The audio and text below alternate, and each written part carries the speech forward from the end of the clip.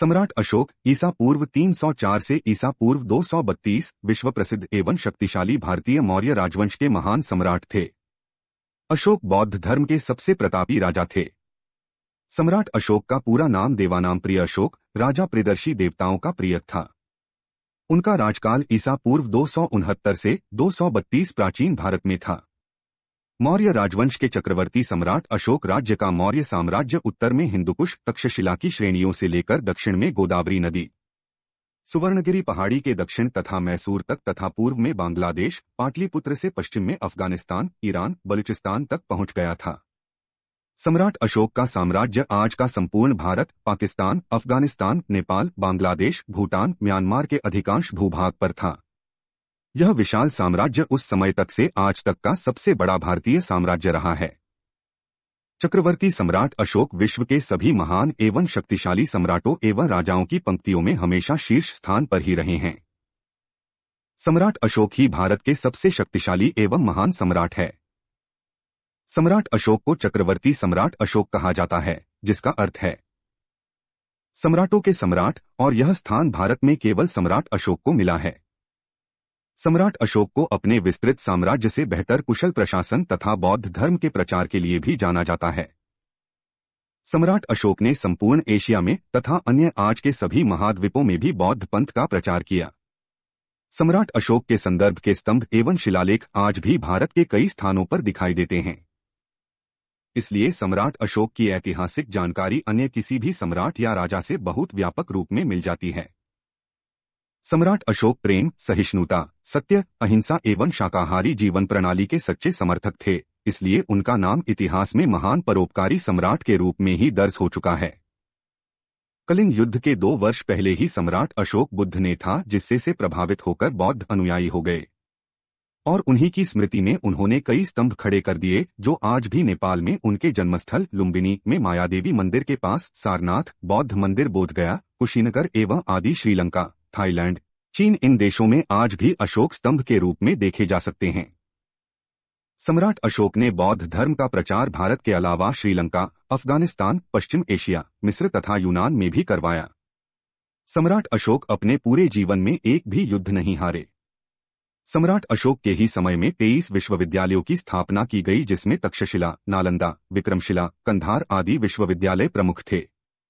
इन्हीं विश्वविद्यालयों में विदेश से कई छात्र शिक्षा पाने भारत आया करते थे। ये विश्वविद्यालय उस समय के उत्कृष्ट विश्वविद्यालय थे।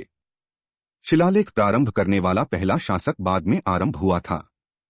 अशोक ने सर्वप्रथम बौद्ध पंथ का सिद्धांत लागू किया, जो आज भी कार्यरत है।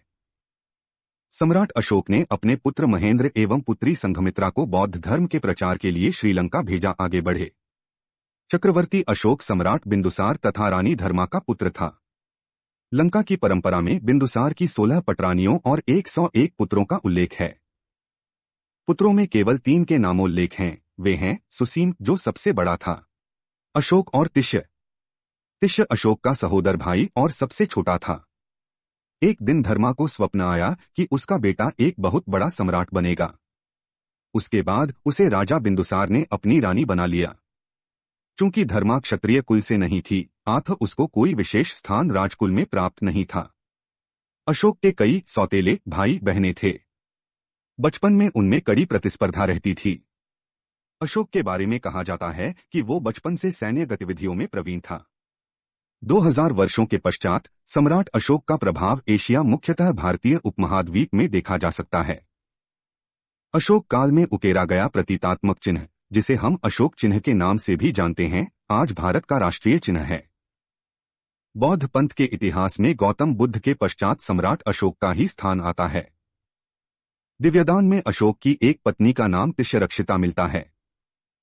उसके लेख में केवल उसकी पत्नी करुणाव की है। दिव्यादान में अशोक के 2 भाइयों सुसीम तथा विक्ताशोक का नाम का उल्लेख है। अशोक का ज्येष्ठ भाई सुशीम उस समय तक्षशिला का प्रांतपाल था। तक्षशिला में भारतीय यूनानी मूल के बहुत लोग रहते थे, इससे वह क्षेत्र विद्रोह के लिए उपयुक्त था। सुशीम के अकुशल प्रशासन के कारण भी उस क्षेत्र में विद्रोह पनप उठा। राजा बिंदुसार ने सुशीम के कहने पर राजकुमार अशोक को विद्रोह के दमन के लिए वहां भेजा। अशोक के आने की खबर सुनकर ही विद्रोहियों ने उपद्रव खत्म कर दिया और विद्रोह बिना किसी युद्ध के खत्म हो गया। हालांकि यहाँ पर विद्रोह एक बार फिर अशोक के शासनकाल में हुआ था, पर इस बार उसे बलपूर्वक कुचल दिया गया। अशोक का साम्राज्य। अशोक की इस प्रसिद्धि से उसके भाई सुशीम को सिंहासन न मिलने का संकट बढ़ गया। उसने सम्राट बिंदुसार को कहकर अशोक को निर्वास में डाल दिया। अशोक कलिंग चला गया। वहां उसे मत्स्यकुमारी कौरवकी से प्रेम हो गया। वर्तमान में मिले साक्ष्यों के अनुसार बाद में अशोक ने उसे तीसरी या दूसरी रानी बनाया था। इसी बीच उज्जैन में विद्रोह हो गया। अशोक को सम्राट बिंदुसार ने निर्वासन से बुला विद्रोह को दबाने के लिए भेज दिया। हालांकि उसके सेनापतियों ने विद्रोह को दबा दिया, पर उसकी पहचान गुप्त ही रखी गई, क्योंकि मौर्यों द्वारा फैलाए गए गुप्तचर जाल से उसके बारे में पता चलने के बाद उसके भाई सुशीन द्वारा उसे मरवाए जाने का भय था। वह बौद्ध सन्यासियों के साथ रहा था। इसी समय उसे बौद्ध विधि विधानों तथा शिक्षाओं का पता चला था।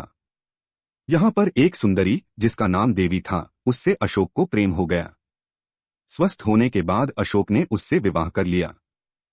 कुछ वर्षों के बाद सुशीन से तंग आ चुके लोगों ने अशोक को राजसिंहासन हथिया लेने के लिए प्रोत्साहित किया, क्योंकि सम्राट बिंदुसार वृद्ध तथा रुग्ण हो चले थे।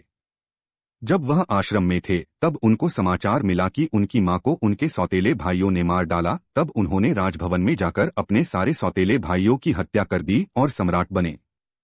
सत्ता संभालते ही अशोक ने पूर्व तथा पश्चिम दोनों दिशा में अपना साम्राज्य फैलाना प्रारंभ किया।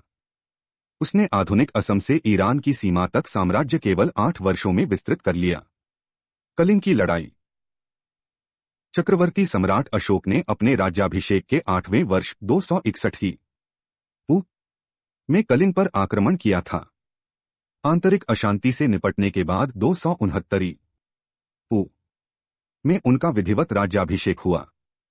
13वें शिलालेख के अनुसार कलिंग युद्ध में 1,50,000 व्यक्ति बंदी बनाकर निर्वासित कर दिए गए, 1 लाख लोगों की हत्या कर दी गई, 1.5 लाख लोगों घायल हुए। सम्राट अशोक ने भारी नरसंहार को अपनी आंखों से देखा। उपगुपत बौद्ध भिक्षुक से उपाय पूछा। इससे द्रवित होकर सम्राट अशोक ने शांति, सामाजिक प्रगति तथा धार्मिक प्रचार किया। कलिंग युद्ध ने सम्राट अशोक के हृदय में महान परिवर्तन कर दिया। उनका हृदय मानवता के प्रति दया और करुणा से उद्वेलित हो गया।